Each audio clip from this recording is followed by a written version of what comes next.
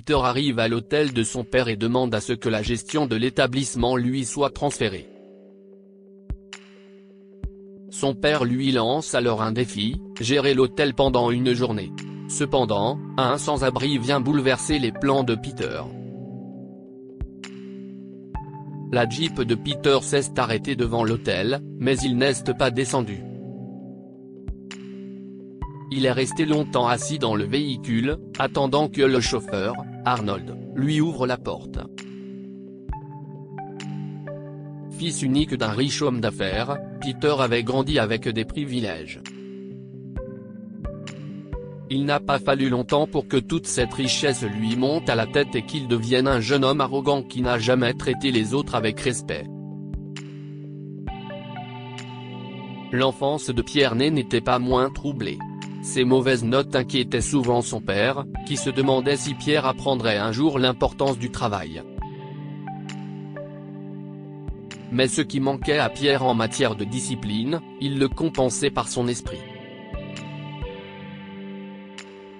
Il avait la capacité de se sortir de n'importe quelle situation délicate. « Combien de temps dois-je attendre avant que la porte ne s'ouvre ?» dit-il en s'en prenant à Arnold, qui sortit immédiatement du véhicule, s'approcha de la porte de Peter et l'ouvrit. En entrant dans le luxueux hôtel de son père, Peter est accueilli par une jeune femme nommée Jenny. Elle lui demanda s'il voulait prendre un verre de bienvenue. « Vous ne savez pas qui je suis ?» dit Peter en lui lançant un regard noir. « Je ne bois que le mélange spécial fait pour moi. » Jenny ne savait rien car elle n'avait commencé à travailler à l'hôtel que depuis une semaine. Elle s'excusa et disparut dans la cuisine pour préparer la boisson de Pierre. Ce dernier se dirigea vers l'assistant de son père. « Marcus. Père est-il dans son bureau ?» demanda-t-il en s'approchant de l'homme. « Ah, oui, monsieur », lui dit Marcus en le regardant. « Il t'attend. Pourquoi as-tu un visage si mécontent, Marcus ?» plaisanta Pierre, mettant Marcus mal à l'aise. « Comment peux-tu travailler dans un hôtel alors que tu n'arrives même pas à sourire ? » « Je m'excuse, monsieur, » répondit Marcus poliment. « La journée a été longue, mais ce n'est pas une excuse. Je suis désolé de l'avoir laissé transparaître sur mon visage. Écoute, Marcus, bientôt, je vais devenir le propriétaire de cet hôtel. Il n'y aura plus de place pour les excuses, crois-moi. » Sans attendre de réponse, Peter se dirigea à grands pas vers le bureau de son père, M. Greenwood. Peter salua son père et ils s'assirent l'un en face de l'autre. Son père appela un serveur et commanda 2 tasses de café. « J'espère qu'il est meilleur que le dernier que j'ai bu ici, » dit Pierre au serveur en ricanant. « Ce n'est pas grave, Thomas. Nous avons tous nos mauvais jours. Faites-le comme vous le faites, » dit M. Greenwood au serveur, qui prend la commande et ne va point. « Tu dois respecter tout le monde autour de toi, fiston, » a déclaré M. Greenwood. Chacun joue un rôle dans cet établissement. Le café arriva bientôt et Peter entra directement dans le vif du sujet. « Papa, pourquoi n'envisages-tu pas de prendre ta retraite ?» a-t-il déclaré. « Tu as travaillé dur toute notre vie. Laisse-moi te prouver que je peux diriger cet établissement. »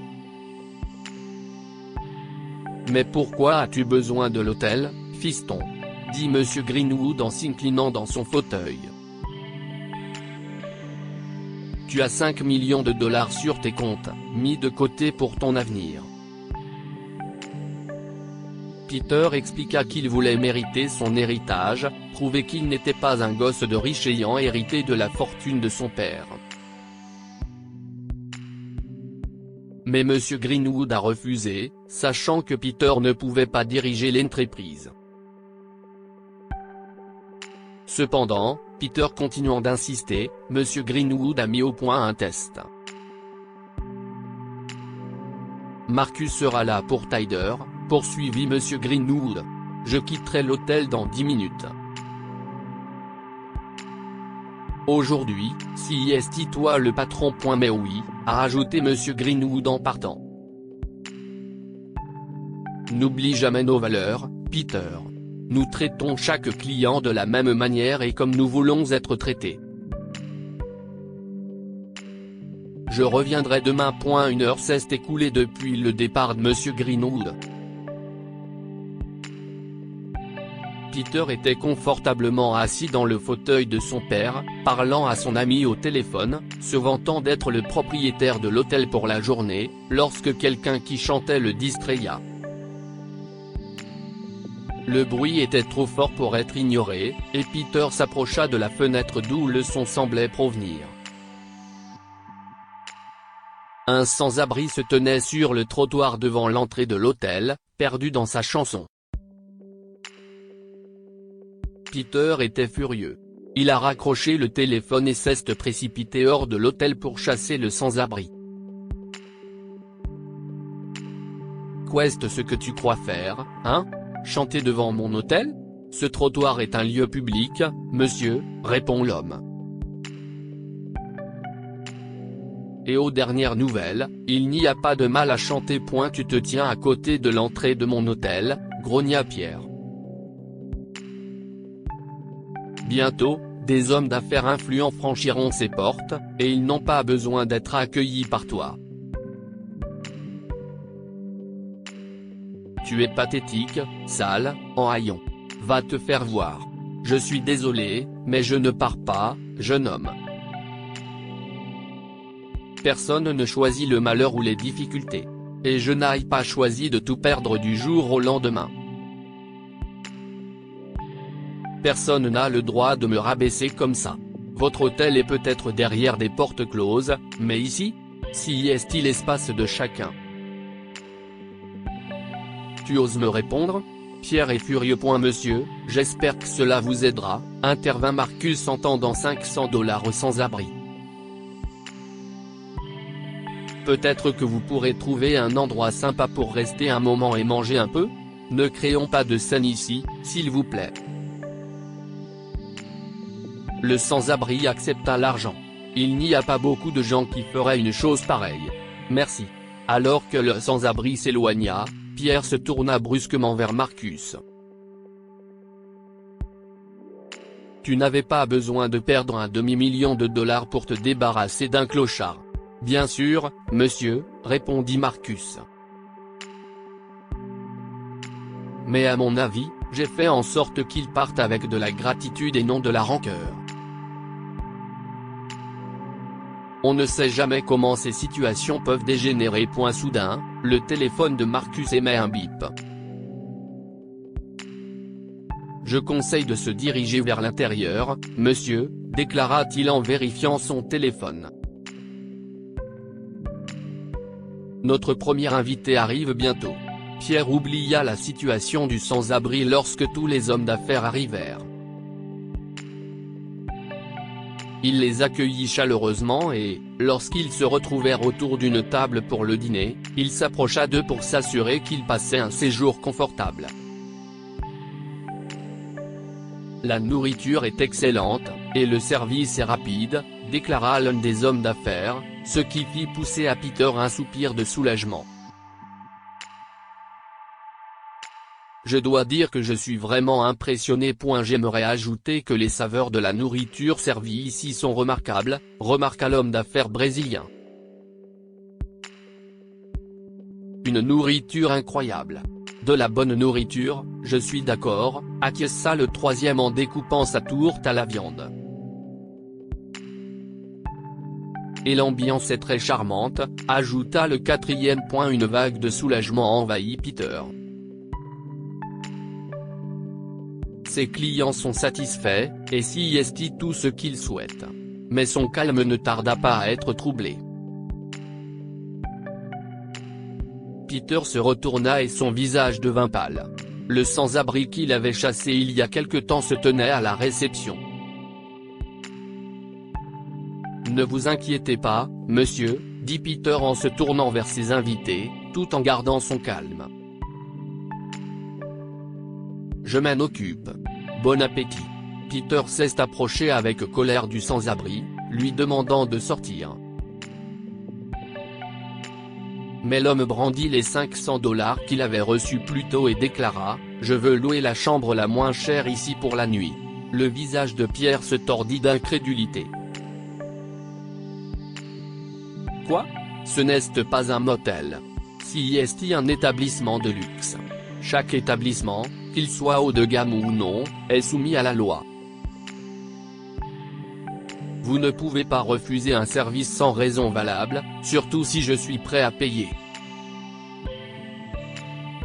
Avant que Peter ne puisse répliquer, Marcus est intervenu. « Monsieur Greenwood, » déclara Marcus d'un ton mesuré, « il a raison.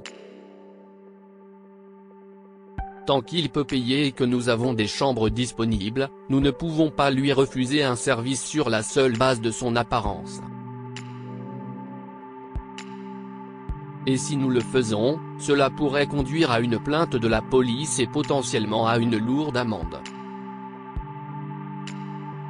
Très bien, marmonna Pierre à contre-cœur, donne-lui une chambre. Mais assure-toi que ce soit la plus éloignée de nos invités. Mais Peter est bien décidé à ne pas laisser le sans-abri rester. Ce soir-là, après le dîner, les hommes d'affaires se sont retrouvés au bar. Le bruit des verres qui s'entrechoquent et des rires légers emplissait la salle. Mais l'ambiance est bientôt perturbée par l'entrée inattendue du sans-abri. Le visage de Pierre devient rouge de colère et il se précipita vers l'homme. « Qu'est-ce ce que tu crois faire ici ?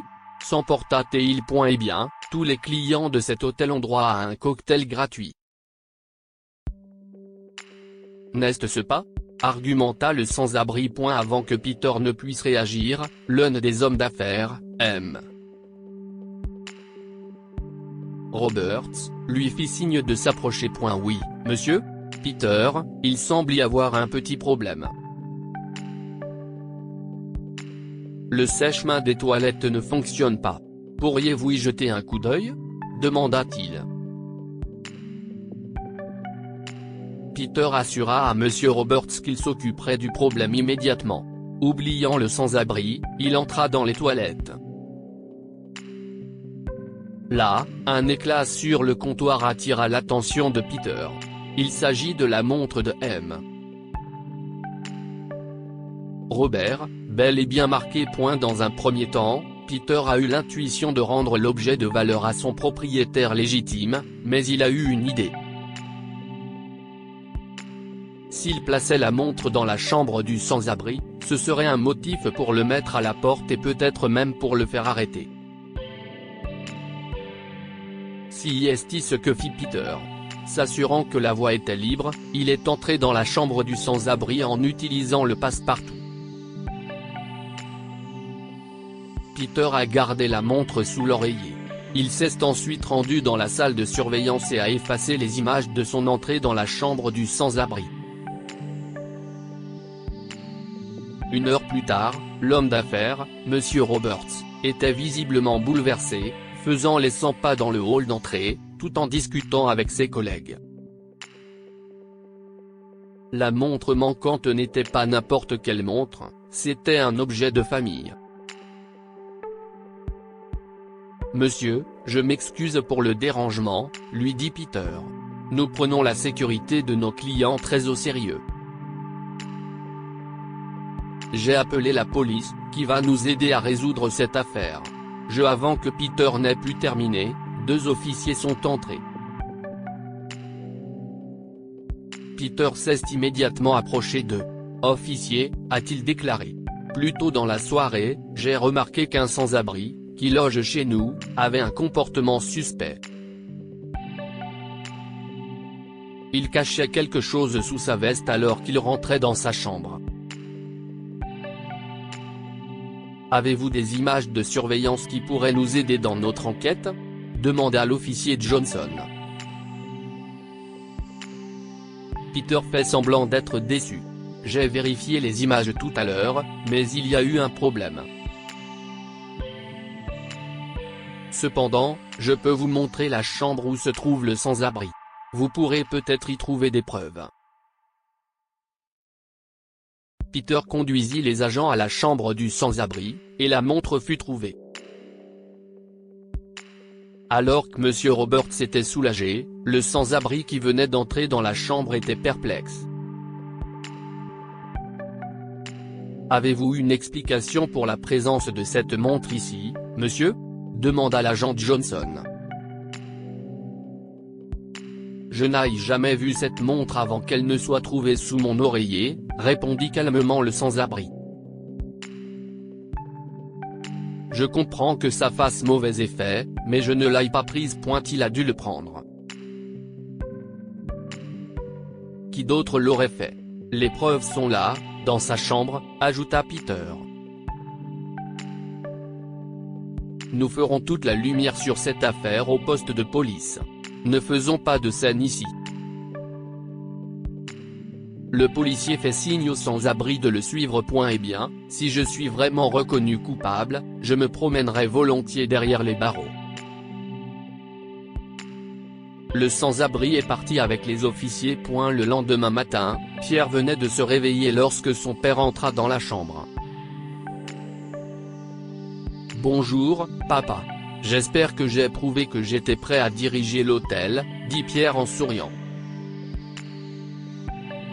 Oui, tu as peut-être impressionné les hommes d'affaires, mais tu as oublié la valeur fondamentale de notre famille et de cet hôtel, l'intégrité. Au fait, vérifie ton compte, Peter. Qu'est ce qui se passe ? Pourquoi ne reste-t-il qu'un dollar ? Peter balbutie. Qu'est ce qui se passe ? Pourquoi ne reste-t-il qu'un dollar ? Balbutia Peter. Tu te souviens de l'incide du sans-abri et de la montre ? J'étais le sans-abri. Un peu de maquillage, des vêtements en lambeaux, et voilà. Je suis devenu quelqu'un que tu n'as pas reconnu. Je voulais voir comment tu gérerais une situation réelle, et tu as échoué, Peter, dit M. Greenwood en faisant un geste vers la porte. Alors que Pierre se dirigeait vers la sortie, le poids de ses décisions pesant sur lui, il réalisa que la leçon la plus importante en affaires n'était pas une question d'argent. C'était une question de caractère. Dites-nous ce que vous pensez de cette histoire et partagez-la avec vos amis. Elle pourrait égayer leur journée et les inspirer. Si tu as aimé cette histoire, tu aimeras peut-être celle d'une femme riche qui s'est moquée d'une femme plus âgée dans un centre commercial, sans savoir qu'elle la rencontrerait sur le siège du juge au tribunal le lendemain.